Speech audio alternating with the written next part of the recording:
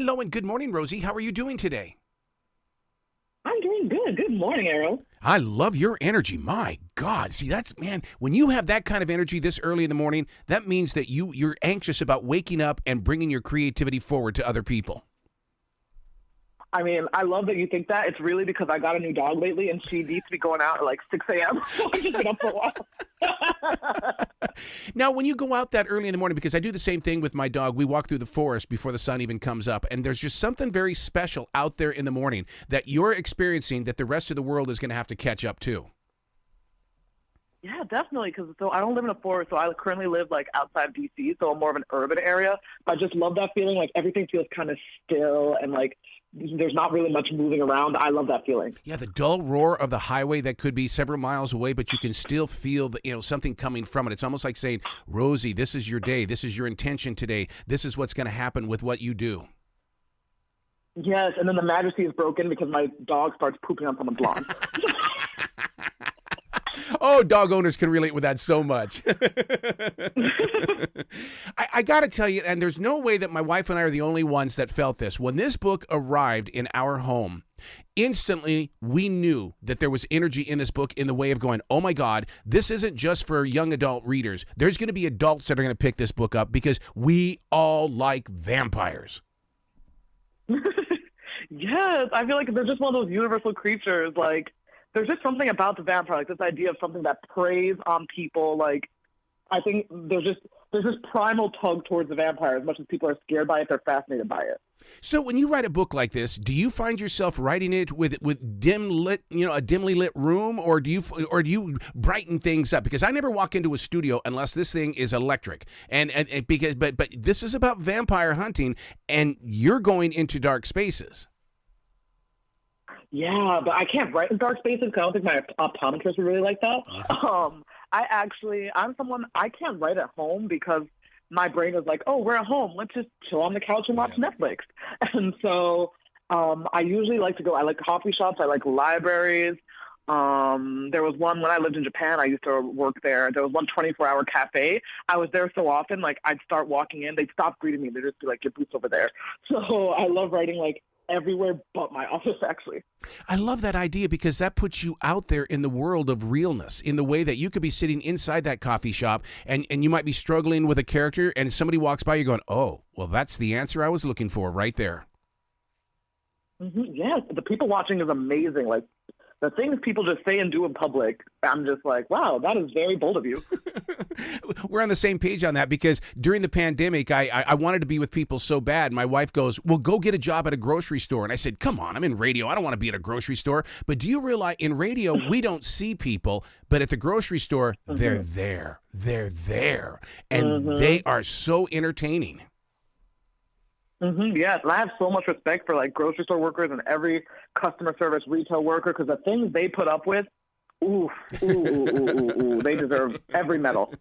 So when you create a character that is known for the wisecracking and really the smirks on the face and stuff like that, do you chuckle along the way? How do you develop this character into something that on this side of the page we're going to be going, oh my God, you're not going to believe this? Well, this is probably very embarrassing to admit, but I laugh at all my own jokes because I don't think it's funny. No one else is ever going to think it's funny. But really getting that energy for Serwa and her friends. So before I was a writer, I was a teacher, and I taught middle school age students, and it was very much like just that, and they're like, that's just the way they are. Like the way they talk, like everything's a mile a minute. And I knew if I wanted this book to be able to connect with people of that age group, I had to meet them where they were. And so I had to like wrap the story and like the message and the themes in that like fast talking, wisecracking, like Spider-Man a joke a minute like style. And also that energy because like my students, like I have students who are like best friends since kindergarten, ride or die. They love each other. And they would roast each other 24/7. I'm like, if I didn't know y'all, I think you were bullying him. Like, oh my gosh, why are you saying that? And that's something that's in the book. Like, Serwa's friends, they roast each other constantly. And I'm like, that's just how at that age people show love. Oh, I love it when we can be open like that, and we do roast each other because I mean, to me, those are the really deep giggles that come out, and it's like it's conversation that is only in that moment. Yes, and you have to trust someone enough to know like Yep. how far you can go without actually hurting them or touching on something that's actually going to cause them real pain. Yep, yep. So in the book, Fireflies are vampires. I've never heard of this before, and I love your heart for doing that. Thank you. Where'd the idea come from? Who would have ever thought these beautiful little creatures in the middle of summer that light up the sky, especially here in Carolina, it's like, oh my God, they're vampires. Yeah, no, I'm telling people, like, don't trust them. Do not trust. They look nice, but they're not. So I was born in Ghana, right? And my family came here when I was around 3. And so I've always been connected with Ghanaian culture and folklore mythology. And in Ghana, we have a creature called the Aje, which is a vampire that, instead of a Western vampire that transforms into a bat, it transforms into a firefly. No. And yeah, and also the other big difference between Western vampires is rather than like biting you and you become a vampire, they actually take over your mind, like they possess you. And while you're possessed, you suck blood and you're a vampire until it unpossesses you. And so that was a creature I found so fascinating and such like a different take on vampires than what we're used to. And I also love the idea that like one day you wake up and like your best friend, your spouse, like just someone you've known for years is acting differently and like you have no idea why. It could be they're possessed by a vampire or firefly. Wow. Well, as a preteen vampire slayer, how is Serwa getting outside, the house and stuff like that? Because I mean, the only time that I see fireflies are late at night. So how is Serwa getting outside? So she's been, before the book starts, she has been raised by her parents who are also vampire hunters. They're part of the secret organization that like saved the world. And they've been given magic by the Ghanaian gods to protect them. So if they encounter an Ajay or someone they believe is possessed by one, they can use their magic powers to fight them off. But yes, they don't want to be seen alone with these creatures because they will fight and they'll fight to kill. So Serwa is like battle ready. Like she is at any moment ready to just pop off and start fighting. I always tell people her energy is a love child of like Buffy the Vampire Slayer and like Li Shang from Mulan, the one who sings like "Let's get down to business," but the business is vampire hunting. Like she's ready to fight at any moment. And she's not afraid of going to detention in school either. I mean, that's what I love about this is that you make Serwa feel just so real that she's just an everyday average girl that just has something special about her. Yes, I think that's one thing that's always fascinated me are people who specialize in certain passions or craft or skills at a very young age, like obvious ones being like Olympic athletes or like piano prodigies or like tennis stars, like people who at a young age discover something they have a big passion for and a huge talent for. I've always fascinated, like, what does that do to them? Like, as they're growing up, how they see the world. Like, there's so many of us, it takes us a long time to figure out kind of what we're really good at and what we love. And so I was always fascinated that. So I wanted to write a character like that who, like, at a young age, she's like, been trained and been like honed and shaped to this one thing, but instead of being like piano or chess, it's just vampire hunting. I'm glad you brought that up because there are YA listeners right now that are going to sit there and think that they're weird because they feel like that I'm just being different than anybody else, but I've got this desire to do this. And people have to understand stories just like Serwa, as well as the Native American medicine man would walk through the village and he was always looking for that child that had this, the little quirkiness or the energy here and there, and then they would train them just like you said. They would hone their skills. Exactly, because I'm a big believer. Like I've been a teacher, and I'm a big believer that like every student has something that like they can blossom under the right conditions and the right circumstances. Like a big part of the book is so what she starts like she knows how to fight vampires, but her friends don't. And at first, her friends are like, we're not like you. Our parents like aren't magic people. Like we can't do this.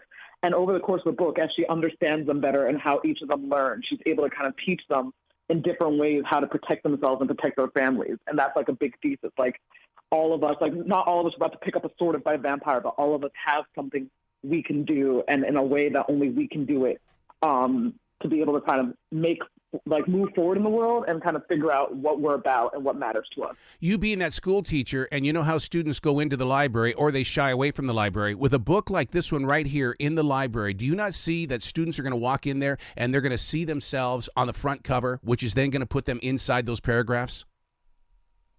That's all I want, because when I was growing up, like, man, I love fantasy. Like, I grew up like Harry Potter, Game of Thrones, which I read before the show. I always love telling people.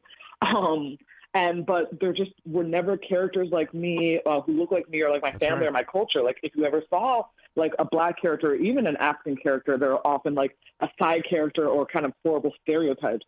So it's really important to me, like Serwa's name would be like in the title, like she's front and center on the cover. Like I really wanted to be that, like this is her story. And yet I also want students who don't come from this background and who maybe never heard of Ghana, who read the story and they're like, oh, but I relate to this feeling of being the fish out of water and like not knowing how to make friends or like not knowing where to sit at lunch, and realize, yes, she's different from me and like she's from a different culture, but we're still the same in the ways that matter. And we have to give kudos to Rick, because Rick Royden, this man has opened up the door for people like yourself to get that word out there, to get those stories out there. Rick has just been brilliant at that. No, he is the best. Like they say, don't meet your heroes, but meet Rick Riordan because he's amazing. Now, do you find yourself wanting to open doors like that as you continue to grow as an author?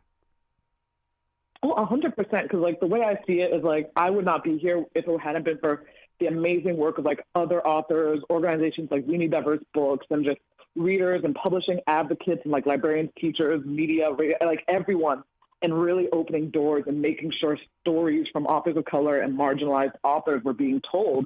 So it feels like almost my duty to make sure that like I'm continuing that work and making sure the door's a little bit wider for the next crop of authors coming after me and my current cohort. I love your heart. What's your website so people can find you and give you lots of love and support? Definitely. So my website is roseanneabrown.com. That's Roseanne, Roseanne, Brown. And I'm also social media. My social media handles are at Rosie's Rambles. That's Rosies Rambles. Twitter and IG are my two most active. And yeah, that's probably the best place to get updates on me, my work, and whatever TV show I'm currently yelling at with my dog. Well, Rick has been on this show 6 times, so I expect the same thing from you. Hey, I'd love to have me. Just let me know. Excellent. Well, you be brilliant today, okay? You too. Thank you.